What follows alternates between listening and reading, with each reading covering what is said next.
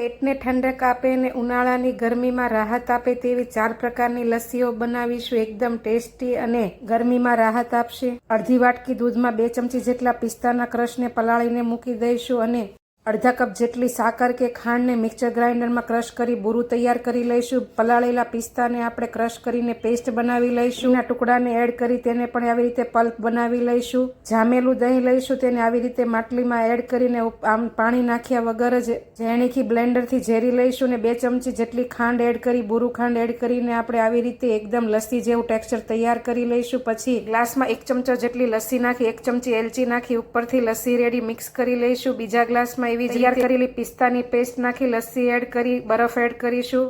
પછી મેંગો પલ્પને પણ તે જ રીતે લસ્સીમાં એડ કરીને મિક્સ કરી દઈશું. પછી રોઝ સિરપ લઈ 2 ચમચી જેટલો લઈ તેને પણ લસ્સીમાં આપણે આવી રીતે એડ કરીશું અને મિક્સ કરીશું. તૈયાર છે 4 પ્રકારને પેટને ઠંડક આપે તેવી